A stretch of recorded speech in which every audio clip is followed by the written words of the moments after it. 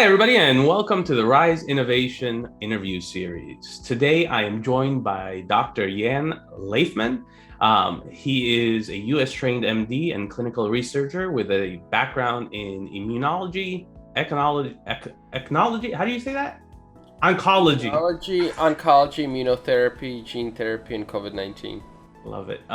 Thank you, first of all, so much for being here with me. I've had the pleasure of sharing some stages with you on Clubhouse, and you have some amazing insight that I'm sure will benefit all of our young innovators. With that being said, can you kind of introduce yourself to everybody? So I'm sure you could do a much better job of kind of who you are, so everybody gets to know you.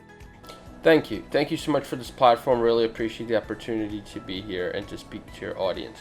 So just a brief background on myself. I am a U.S. trained MD. I'm also a clinical researcher with a background in immunotherapy, immunology, oncology, gene therapy, and COVID-19. I also have a passion for education, mentorship, and I'm also a journal editor as well. I also have a passion for giving back, and so because of that, I'm involved in community service activities centered around mentorship, cancer, and COVID-19. But really, I guess the question spawns, who really am I? So, a brief interesting tidbit on me that maybe most will not know was that I'm one of the few survivors of the after effects of Chernobyl, which was one of the largest nuclear accidents in history back in the Soviet Union. And growing up in the area, radiation was everywhere. And although I was largely without symptoms initially, I began to be symptomatic by the time I was 2. I had diffuse lymphadenopathy, weeping wounds, cysts all over my body. Oh, wow. And I would go from clinic to clinic, from hospital to hospital, with really no one being able to diagnose, much less treat me. Even in the largest and most advanced hospital in the Soviet Union, I was that interesting patient. Trust me, you don't want to be that interesting patient when you're in a hospital, Of course. where they had physicians and researchers and experts come from all over the country, but none could really diagnose me or really offer me any relief. Eventually, I was put on palliative care with my condition deteriorating by the day, and I never forget those feelings of helplessness. And those feelings are really what drive me and inspire me when I'm with patients today, because I never forgot what it's like to be a patient myself. But through it all, I'm alive today. I'm very grateful to my parents who really connected me with life-saving care abroad. And it's the warm care, the great staff that I got abroad that not only saved me, but allowed me to find a purpose in medicine, an appreciation for internal medicine, and a passion for innovation.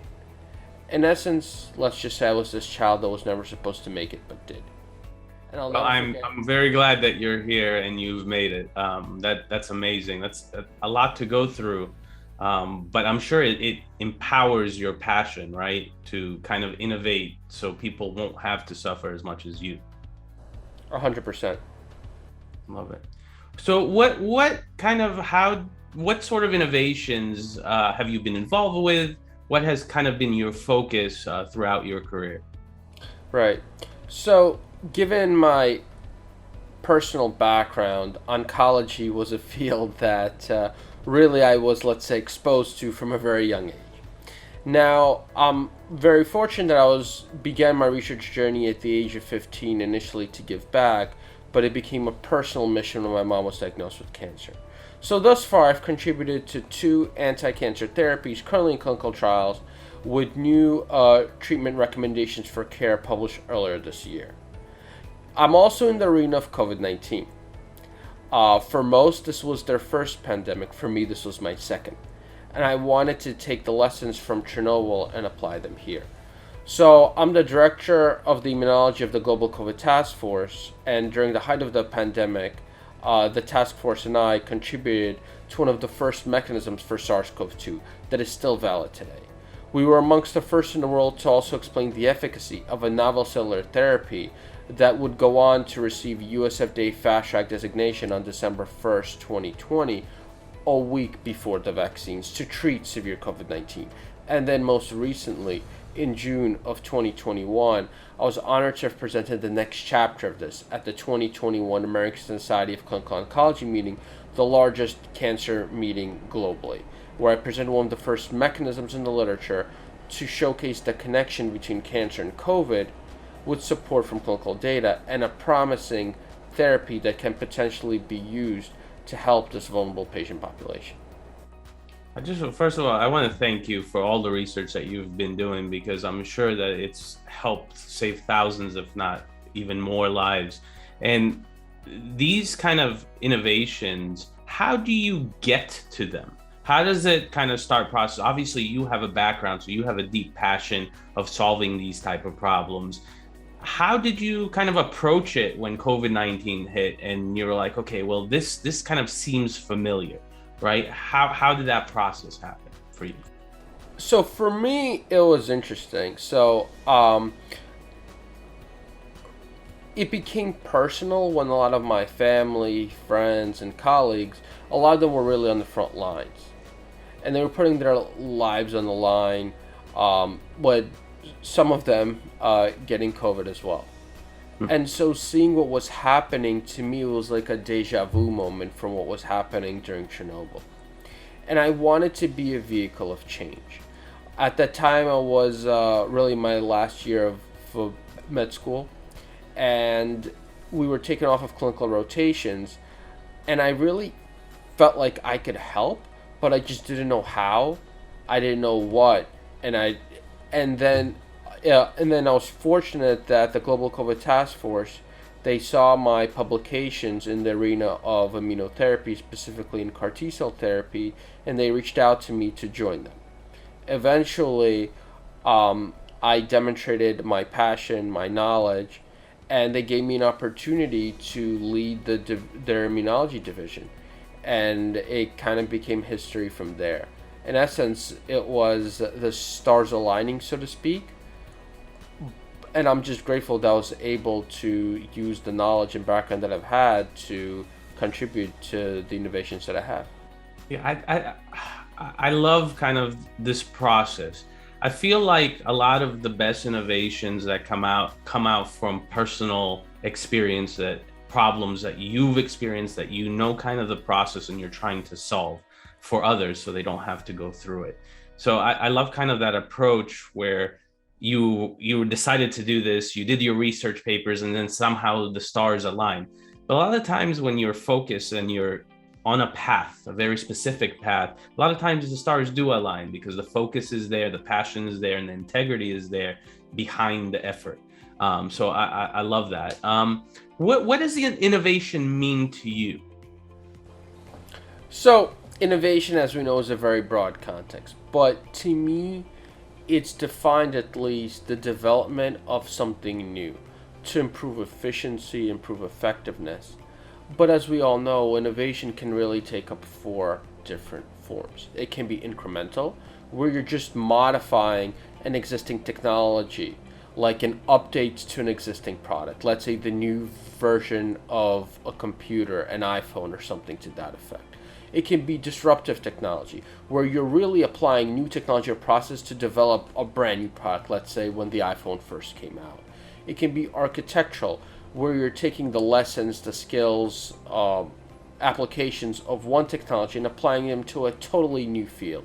Like, for instance, how one can take technologies currently used in space and apply them to everyday items like cars, pillows, etc. And it can be radical innovations like complete development of new industries, which may be seen as revolutionary by some. Let's say the arena of cellular therapeutics and gene therapy, which maybe decades ago may have seemed like a dream, but in today's day and age is a reality, and it's a growing and thriving field. I love it. What part of AI and large-scale machine learning has some of your objectives kind of fit in, and how did they fit in? And has there been, obviously AI has come a long way. Most people don't know, but AI has been around for a very long time. Most of the problems for AI came from a fundamental problem of losing memory packets, data, in the files. So AI was very focused and aimed for about the last 10 years, what they call the silent AI revolution, about fixing the hardware to be able to power these large transformer systems that are available today, which is pretty exciting because a lot of these hardware bottlenecks have been resolved. So a lot of the things that you couldn't do before because the data couldn't transfer properly, or it would crash, or you would lose small data packets, which lose basically the reliability of the data itself for the AI to be able to process and for the machine learning to be able to actually do its job effectively. So with a lot of these problems that are resolved, it's just like you said, these technologies that kind of have existed are now being able to be deployed and used in a broad way. So it's really, really exciting. What would be some inspiring words that you would have to our RISE members or other innovators that are trying to get into the space? And what kind of breakthroughs have you found out about AI? So it's two separate questions, but I feel confident that you can answer them. Thank you. So in terms of inspiration, that really is an important thing. So a quote that I kind of live by and I tell my mentees is, by never forgetting why you started, you won't give up on your vision. Life, as we know, is full of twists and turns, with tests at every corner. As years go on, as time goes on, the journey only gets harder, and one's resolve is consistently tested. You're going to hit ups, and you're going to hit a lot of downs. But the most important thing is to have a clear vision of a goal and never deviate from it. There's more than one road to reach your ultimate destination, and a lot of the time, the path that you may have carved for yourself on a piece of paper will not really be the path that ultimately leads to that destination. You may have 2 or 3 or more detours along the way, but it's important to realize that when one door closes, another one opens. And you should use every challenge as an opportunity to grow and become better each and every single day, because with persistence and passion, anything is possible. Now, regarding your second question, it was regarding AI. So AI is really a thriving field. In medicine, for example, it's being used to augment common day practices, anticipate mistakes that can occur along the way, fine-tune processes, streamline processes. In research, the same way. For instance, it's being used to help find new drug targets and ultimately help and improve the dynamics of development and the therapies being made. Personally, I am just getting into the world of AI but I am utilizing it to streamline and enhance process in the work that I'm doing as well. It's really amazing, and I feel that we are in a renaissance of science and innovation where you have so many novel technologies being developed and streamlined and utilized coherently that I feel that AI will become, in many ways, an everyday facet of innovation moving forward. I totally agree with that. It's something that I think today, with computer vision models, large transformer systems being partially trained, it makes connecting the pieces a little easier. A lot of times there's also outside pre-trained models that you could just libraries on GitHub or somewhere similar that you can actually pull. Even the CDC has released a bunch of health data to run training and testing on, because essentially the more training and the more data that you have, the more accurate predictions can get. As far as health, I know of a couple of innovations, just because I'm not sure if you knew, but about 6 or 7 months ago, I had a health crisis, which still has not been figured out today. But during that, I was hospitalized and I spent time there, and I was like, AI can solve some of these issues that I was going through the American medical system, and it's very defunct and very not connected. And there's problems with patient monitoring and really getting to the bottom of the person's illness. There's so much red tape in the way. And a lot of the computer vision models and the AI models today can solve that. They're not at a state, and the problems that I've found, Dr. Yan, is that we've built an application that pulls off computer vision, does predictive analysis.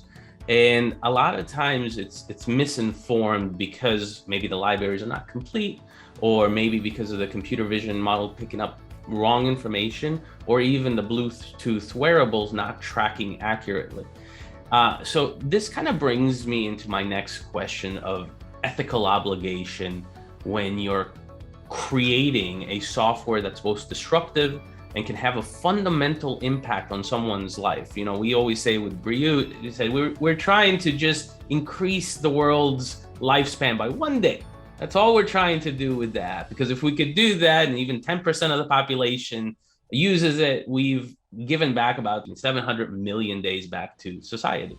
But what are the ethical things that you got to think about when you're, especially with health? What are the things that you consider when you're innovating in the healthcare space? Right. So innovation is the bedrock of evolution. But one of the most important things to remember, and this may sound cliche, but it is important, is do no harm. Many entrepreneurs are inspired to make the world a better place, but it should be done in a safe and efficient fashion. For example, in the arena of gene and cell therapy, yes, they are on the rise. They have demonstrated great efficacy, and they have immense potential to offer new treatments and possible cures for disease.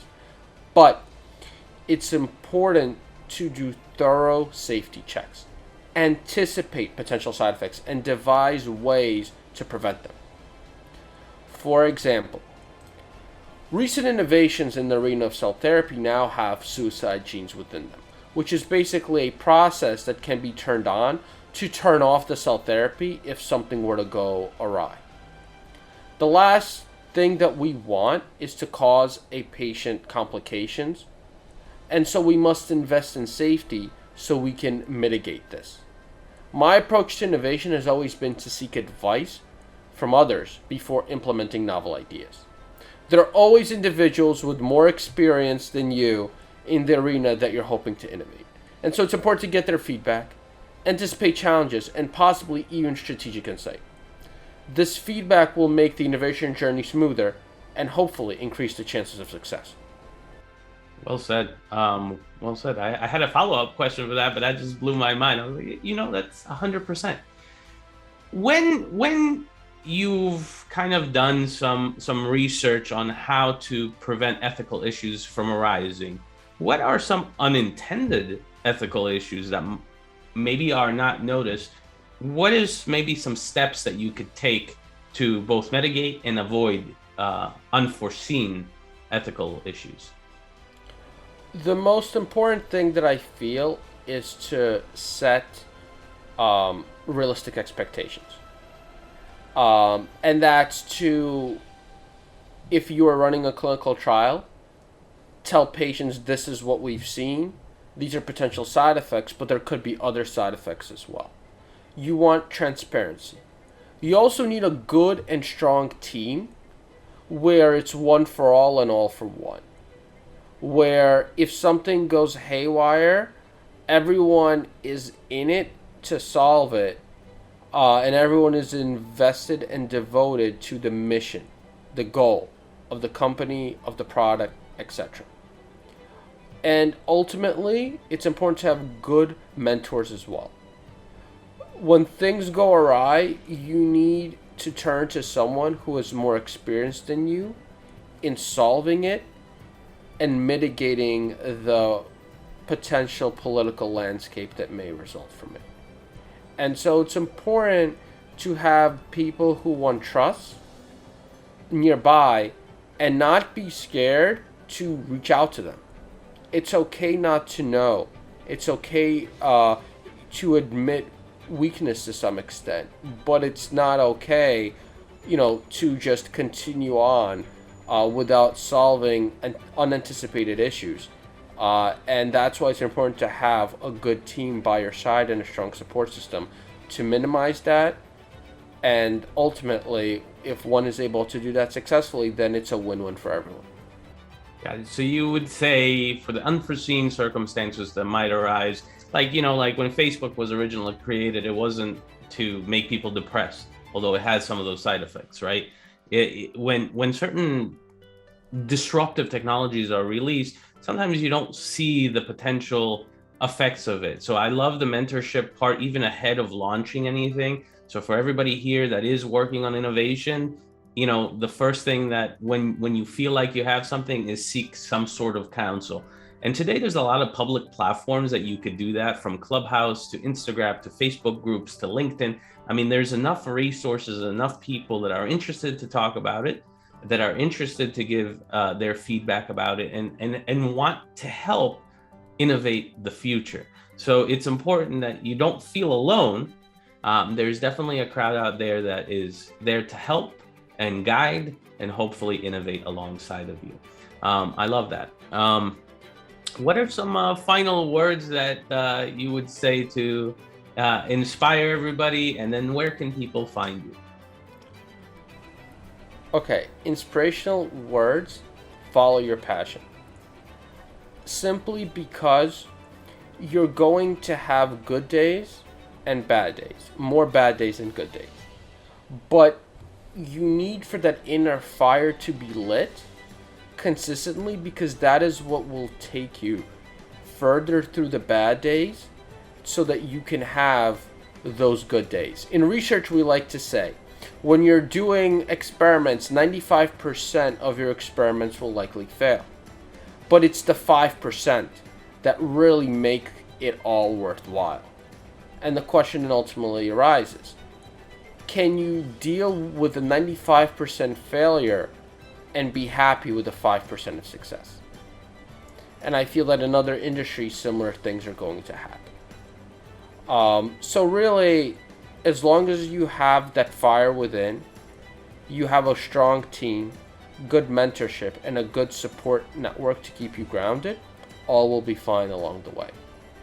In terms of connecting with me, I am available on most social media platforms. I would say that LinkedIn and Twitter would likely be the best ways to connect with me. Always happy to connect with anyone and everyone. And thank you so much for having the opportunity to speak with you and your audience today. It's truly a pleasure. It's totally my pleasure, and I'm looking forward to speaking with you and possibly innovating with you in the future. Thank you so much. Nice to meet you. And we will see you on the next Rise interview series.